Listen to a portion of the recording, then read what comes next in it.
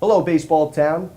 I'm Fightin Phils radio voice Mike Ventola, and joining me is the King of Baseballtown, Mike Sarbaugh. And Mike, first and foremost, I want to thank you for joining me. Thanks for having me. Appreciate it. Well, congratulations on being the 2017 King of Baseballtown, and how does it feel to be the king? It has a ring to it. Yeah, it's great. You know, living here for the last 18 years, you know how special baseball is to this community.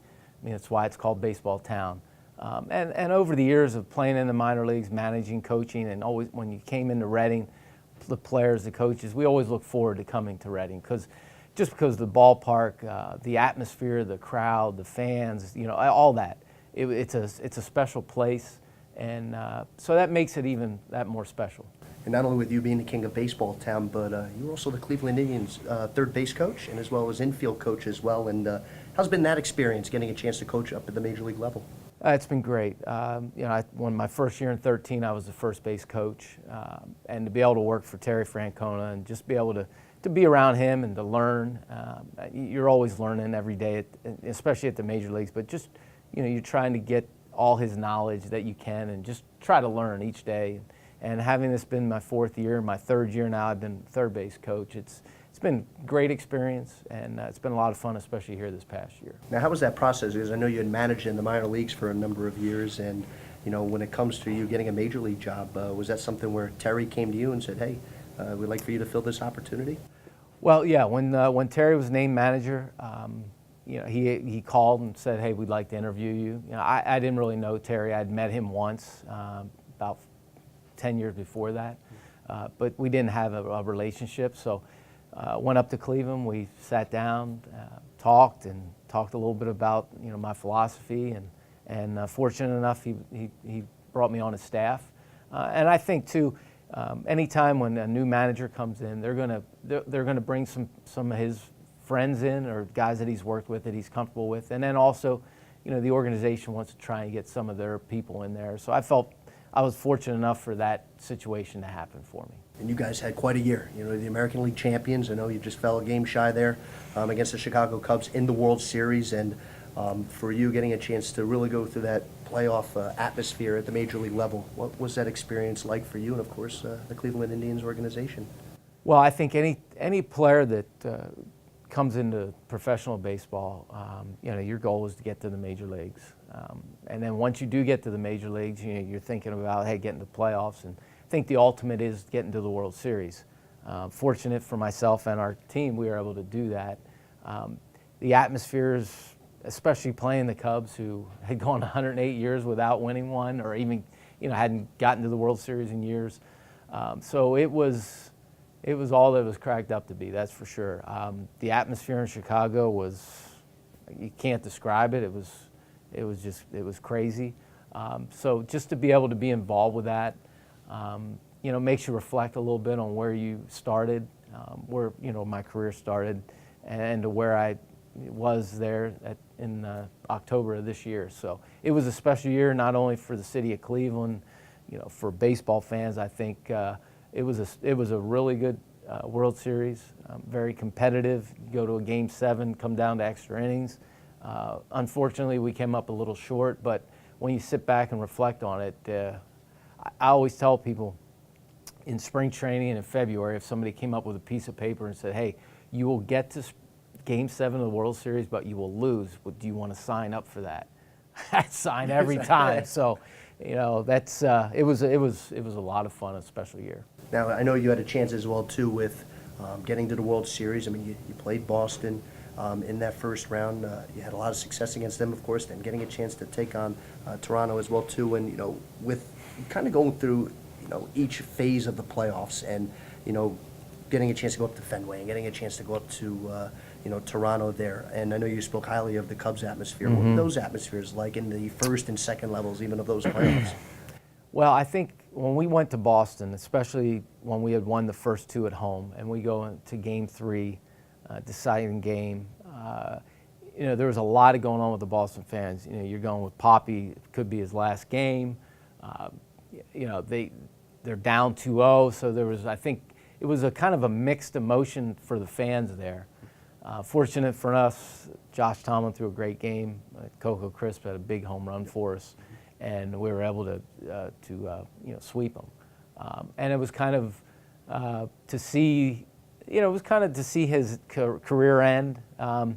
It was kind of cool that we were able to do it, but then also you see that the fans were very upset that it was his last game. But it was to do that in Fenway, and especially for Terry, his past with the Red Sox, and it was a great win for us, that's for sure. Mike Sarbaugh joining us here, and for you, Mike, getting a chance to kind of come back to Reading now, being King of Baseballtown. You're a Shillington native. You went to Donegal High School, and I know you spent your entire career in the Indians organization. I know you signed as a non-drafted free agent, going with the Milwaukee Brewers for 1 year, and when you had a chance to manage Akron, and you had a chance to come here into First Energy Stadium as an opposing manager. I know you were there for a couple of years. What was that experience like when you heard your name being announced and, coming out of the dugout, especially in the playoffs, and you had your family and friends in attendance? What was that like? Yeah, especially in the playoffs, when you are here in the city that you live in and are able to, be able to clinch a playoff berth or to get to the finals, you can't ask for much more than that, especially at the minor league level. So it makes you appreciate what guys, when they do things at the major league levels in their hometowns. So anytime coming to Reading, be able to sleep in your own bed, to be able to have some normalcy to as much as possible and during a baseball season, but to have that and to be, wake up with your family and to do as many normal things as possible, that's the best of both worlds. But to be able to have success in front of your family and friends, it doesn't get much better than that. Now, I know with you getting a chance to play professionally in the minor leagues, but you did get a chance to go to Lamar University, got a degree in kinesiology, and what was that experience like going down to Texas, and most importantly, getting your degree? Well, yeah, that was an awakening, that's for sure. Growing up here in Pennsylvania, being around the Amish, and then you go down to Texas and you're driving down, going to class, and you see an oil refinery, so it was a different way of life, that's for sure. But I really enjoyed my time there. I thought, especially with being in a colder climate for baseball here for high school, you didn't get to get on the field as much. And I thought getting down there, being able to get on the field and work, and I thought my game really moved forward quickly just because of that. Being able to get out and to learn new things that you weren't able to do up here because of the weather. That was the best thing I ever did, and I wouldn't change that for the world. And I know, with you getting a chance as well to kind of bounce around through the minor leagues, you got to manage Columbus for a couple of years too. Getting so close to the major leagues before you got brought up to Cleveland, and having won a few championships there in Columbus, and guys who had been up in the major leagues, but also getting to see some of those young guys coming up through the Indians organization. And I've talked to other managers and other coaches. They say probably managing at the AAA level is one of the hardest things to do in baseball, just because you have guys constantly moving up and down. And did you feel that experience really helped prepare you for your current role with the Indians?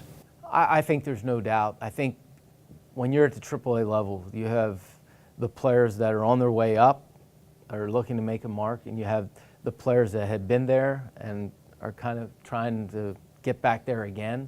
So they're at a different stage. So you're dealing with a lot of different mentalities, egos. Yeah. So I think all that has helped kind of make me the coach I am today. But I do think having to deal with AAA players does help, definitely helps you prepare for things at the major league.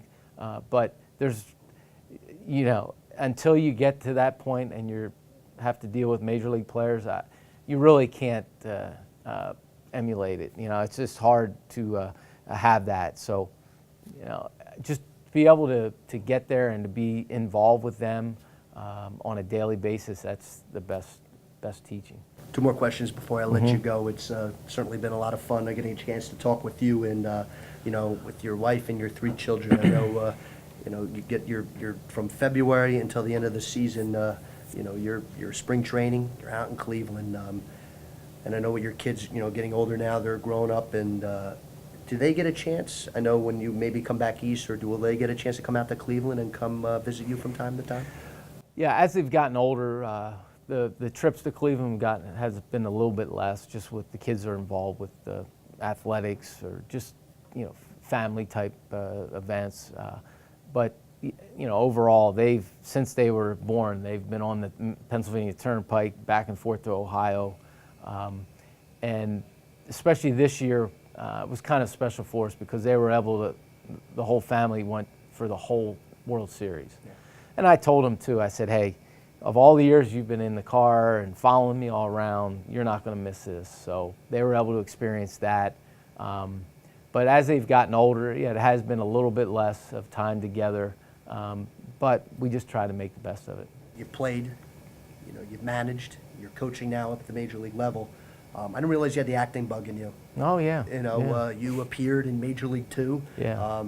As a shortstop with the Pittsburgh Pirates. Going up against Vaughn and everybody from the Indian squad. And how did you get yourself into that role? Kind of getting a chance to be an extra and getting a chance to go see Charlie Sheen and Tom Berenger and all those great actors.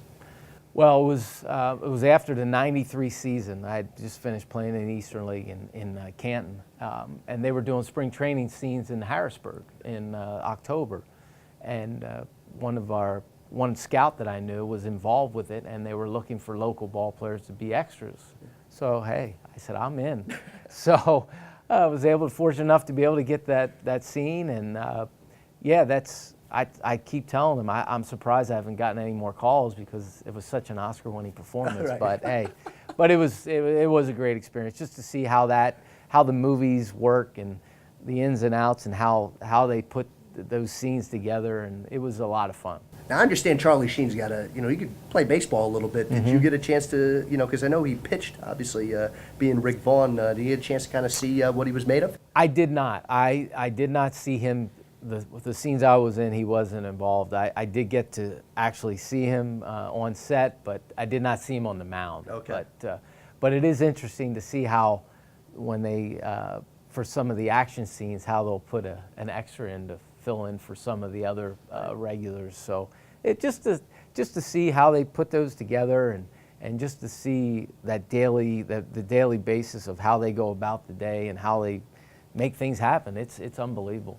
Well, Mike, it's been a privilege getting to talk with you. Congratulations. The 2017 King of Baseballtown, and of course, being a champion of the American League. And hopefully we get a chance to see each other again down the line. So thanks for joining me. That's awesome. Thanks for having me. Appreciate it. All right, that is Mike Sarbaugh, the 2017 King of Baseballtown and current third base coach for the Cleveland Indians. I'm Mike Ventola, and thanks for watching.